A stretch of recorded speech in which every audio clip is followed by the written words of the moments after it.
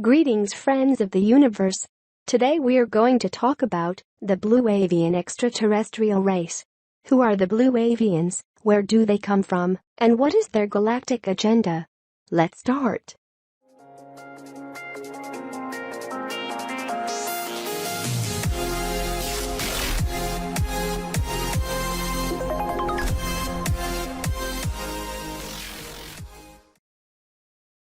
The blue avians are a peaceful, ancient race that came into our solar system inside spherical ships billions of years ago. The blue avian extraterrestrial species carry a message of peace and hope for humanity. They exist beyond the confines of space and time. It is believed that these creatures have visited Earth for millennia, aiding in the spiritual development of humankind and helping to shift the consciousness of our species for the good of all. Corey Good is one of the main contactees of the blue avians. According to Corey, they have recently returned to our planetary system to aid us in our ascension process. The third-dimensional forms of these beings are said to be blue and humanoid, at 8 foot tall, and bird-like in appearance, with bright, indigo blue feathers. Perhaps the most striking aspect of the blue avians is their higher density and extra-dimensional abilities. While these beings do appear physically as blue, bird-like creatures, this is only one aspect of their dimensional nature, perhaps adopted to bring comfort to beings within our density. When they do choose to materialize in physical space, they appear as humanoid creatures with bird-like heads, beaks, and blue feathers. The blue avian extraterrestrial race have dimensional perspectives from the third dimension and all the way up to the 12th dimension. Many avian species in this universe have evolved from small birds that were seeded by the 12th dimensional etheric bodies of the entities on third-dimensional planets in various galaxies. During the course of their natural evolution and countless of incarnations into this bird-like beings, they evolved into a huge diversity of color, size, and adaptations, but the most common appearance is their blue avian look. Their sentience developed from their visionary perspective and ability to move through thought. They were able to learn the ability to teleport, and this eventually led to an expansion and integration of their own species on other worlds. The avian species were genetically mixed with humans, as this was an experimental trend in this universe. Birds on our planet Earth are also a gift from the high-dimensional avian beings to help regulate Earth's electromagnetic atmosphere. The avians are known for their bright, intelligent, and multi-dimensional sight. They are great spiritual masters and teachers who often are involved with the planetary governance of many other worlds. They have the ability to easily raise vibrations, and they are free thinkers and feelers that are not bound by confines of group consciousness. Higher dimensional alien forms are often called upon for their natural higher perspective. They usually send an energy form of themselves around the universe for consultations. The blue avians are part of a space federation called the Sphere Being Alliance. They are here to keep energy stable during Earth's transit into the area of high cosmic energy. Blue avians have ascended from our current level of reality into the 6th to 9th densities, traveling at will across the universe. According to Corey, they do not use spacecraft as we understand them, but do utilize some devices, such as the spheres, which have been dispatched to protect our planet. Their ships are spread out equidistantly across the solar system to monitor and stabilize the new energies coming in. Their spherical ships are very large and are also multidimensional, in the sense that they have the ability to materialize into higher densities. Over 100 of these ships are present in our solar system, and their function is to access devices, to buffer and diffuse the highly powerful waves of energies coming into our solar system at this time. Their ships are stabilizing the new energies coming in that are creating an energetic consciousness ascension for the entire solar system. Their message urges humans to help themselves, stating that ascension can only be reached by humanity solving its own problems. The blue avians primarily communicate using telepathy and often initiate contact with humans by dreams. Corey Good claims that these creatures also use a form of sign language and have created a secret greeting that they teach contactees to verify a truthful blue avian connection. Although some claim to have received channeled messages from the blue avians, Corey refutes this possibility, stating that these entities have chosen not to communicate using this method due to the interference from other extraterrestrial intelligences. These beings are thought to possess telekinetic powers due to their existence outside of physical reality. Corey also states that they use light physical touch as a form of communication to induce positive physical and emotional response. The avian race have a great historical record with humanity. Throughout human history, they have attempted to help enlighten us to new perspectives, usually through communications with advanced masters or high priests and shamans. Blue avian creatures have appeared many times throughout human mythology. For instance, Horus, the Egyptian god of the sun, was pictured as a bird-headed being, as was his accomplice Thoth. Horus was believed to represent the noonday sun. He was considered the creator of the seasons, months, plants, and animals. He was most often depicted as humanoid, with the head of a blue eagle, wearing a crown with a solar disk, a serpent coiled around its circumference. In the ancient Egyptian pyramid texts, some of the oldest ascension texts in the world, the deceased king rises into the portals in the sky as Horus, indicating his role in the Stargate mysteries of ancient Egypt. Horus symbolizes the living, eternal light body, returning to the stars, becoming a starwalker in the dimension of the blessed.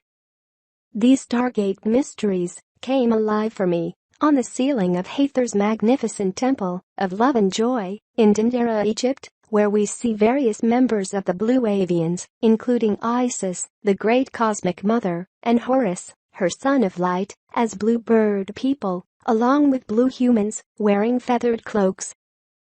We also see the bluebird man, Horus, surfing the cosmos on his ship of eternity, his wormhole-shaped starboat. We see Horus on his feathered ascension throne. He holds the ankh and the scepter that opens the gates of the dimension of the blessed. Our goal as humans is to attain this feathered ascension throne and ride the wormholes of eternity. This means we are to become a being of light, like Horus and the rest of the Blue Avians, and enter the promised dimension of the blessed. Taking a closer look at Horus's shoulder patch, we see that in the logo of the bluebirds, the winged serpent.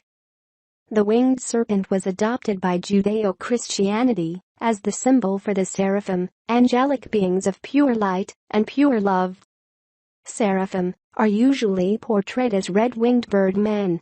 Red, because they burn with the love of the Creator. However, they are also shown as blue angels or birdmen. These blue birdman angels are the watchers of the door, or gate, linking Earth with the heavenly realms. This is why they are shown, forming a vesica-shaped gate around the throne of Christ, the new Horus. The seraphim came to Earth to teach humans the art of ascension, or transformation into angels, or bluebirds. To be kissed by a seraphim meant to be initiated by them in the secrets of ascension and the mysteries of our divine selves. Horus was accompanied by Thoth upon his solar barge, carrying the sun across the sky each day and laying it to rest at night. Thoth was an integral god within Egyptian mythology, maintaining the universe, solving disputes, and developing systems of writing, magic, and science. He is pictured as an ibis-headed being. Many other world cultures have myths of bird-headed beings, including the Sumerian god Agul. This ancient god was said to have given humanity its first moral code, as well as the arts and crafts important in Sumerian culture. Within Hopi beliefs, the eagle Kachina is the messenger spirit between humans and the Creator. In the Hindu religion, Garuda is a divine being with the head and wings of an eagle. He is said to be the sworn enemy of the Naga serpent race and is the steed of the god Vishnu. Unlike many other alien species, the blue avians are not associated with any sort of abduction scenario and only initiate contact with those open and willing to communicate. They have only recently resumed their relationship with humans as a means of delivering their message of peaceful ascension, urging mankind to raise their vibration by being of service to others. While the blue avians are currently acting as a buffer between our ascension and negative extraterrestrial and human interests, they choose to practice physical non-interference with our species. They have returned to right their past direct attempts to aid humanity, which at the previous times of contact were distorted by our species' interpretation of their arrival. Corey Good states that the blue avians have once again returned to our planetary system to help with this ascension, urging us to free ourselves from the clutches of negative human and alien entities. Since Corey reintroduced these extra-dimensional beings to modern popular UFO circles, backlash and disinformation campaigns have been severe. Yet the statement of these beings is simple and direct. Be of service to one another, focus on love and forgiveness, and change humanity for the better, one person at a time, starting with yourself. This message is not new. These are the basic tenets of most religious and spiritual practices on planet Earth. The Sphere Alliance also warns against gurus and messiahs, stating that each human must take control of their own actions for the human species to truly ascend. Our planet and solar system is going through a change far more profound than most people could ever imagine. Not only are extraterrestrials very real, but both the positive and negative groups are far more involved in our own lives than most of us could ever realize. Although many people now discount the classic spiritual teachings that we have received over the millennia, it turns out that nothing could be of greater significance for us to study and practice. The Blue Avians work closely with the Pleiadians, and together, they are trying their best to make us feel more at home on our planet. They also share that there is much underground activity in the North Pole and in Antarctica. Originally, several portals connected to inner Earth societies had been closed, but many visiting alien species have found new ways to open them.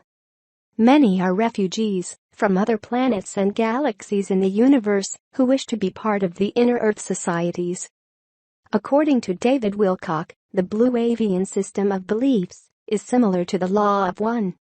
In the raw materials, their level of intelligence has transcended physical limitations and duality, and they act as a single intelligent entity. The sphere beings are here to guide us through the ascension process, but it is up to us to enact the changes that will lead to full disclosure. The Blue Avians emphasized the importance for humans to love and forgive, because this is the vibration to achieve higher states of consciousness. I'm going to share with you one incredible interaction with a Blue Avian being, gathered from Bonnie Meyer's incredible book called Alien Contact. There was an open field, and in the middle of it was a small ship on the ground.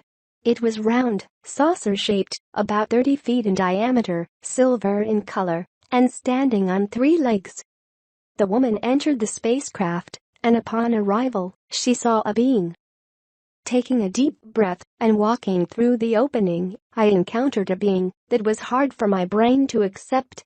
At the same time, a feeling of great attraction entered my body, almost as if I were seeing a dear friend whom I had been separated from a very long time. He held himself with great dignity and was so sure of himself. I just knew that everyone had a great respect for this being. Much later, I learned that he was captain of this ship. There he stood. I knew he was male, all 7 feet plus of him. His skin was blue and did not look like ours. He had soft down like feathers on his body, and I could not see any clothes. His head had a strange shape, almost like an eagle's head. He had a mouth that was shaped like an eagle's beak. He had an abnormally long thin neck. He had 2 arms, which were longer than normal for his height. At the end of his arms were hands, which had 5 appendages. At the end of his fingers were things that looked like talons. His torso was quite thick, but thin. He had no waist definition. His legs had no feathers or downs on them and were short for his size. They were thin, without any shape, except for his knobbly knees. At the end of his legs were circles, where feet would normally be. His eyes were most striking. They looked like pools of beautiful blue waters of the island of Aruba. His eyes were all blue, with no white. Maybe the best way to describe him is that he looked like a thin big bird, except he was blue. He called himself Eric. When various aliens give themselves earthling names, such as Eric, Lydia, etc., obviously they are placating humanity by naming themselves with earthling names. Most of their true names would be either too preposterous sounding to relay from earthlings' perspectives, or the names would be unpronounceable to earthlings. He scared me because he was so big and so different from anything I had ever seen, but at the same time, I knew he would not harm me. Eric told me my whole belief system was wrong. He said that all aliens are not blonde, blue-eyed, neither looking male or female. The most important thing I had to learn was that in space, not everyone looked alike, nor do they think alike. My whole perception of the universe was changed in the blink of an eye. This big blue being stretched out his arms towards me, as if to give me a hug. I hesitated, not knowing if I wanted those arms and talons around me. When I looked into his eyes, I knew there was nothing to fear. Going into his arms, I received and gave the best hug ever. At the instant of the hug, I knew I was home. This was where I belonged. I knew Earth is not my true home. He unfolded his arms around me and said, "There are some beings here that I wish you to meet, and remember, this is one of the best lessons that you must learn." The human was introduced to various other aliens upon the ship. Bonnie Meyer, in her further explanation of Eric, conveyed the fact that the blue avian being even had a sense humor. We were talking about ice skating. Eric commentated that he would never ice skate. "I'd have to have my wings flapping just to stay alive." He went on to say, "You aren't the only ones to make jokes. We also can joke." "No, I am only kidding. This weekend we are having meetings and roundtable discussions. How to prod light workers like you to get moving forward." As if to confound the matter further, Eric the blue avian, apparently to prove he has a sense of humor, started running around his spaceship like a headless chicken. And he verbalized chicken noises and imitated chicken actions upon his ship. All of this transpired just before a very serious Galactic Council meeting. Thank you for watching. Please give us a like and don't forget to subscribe.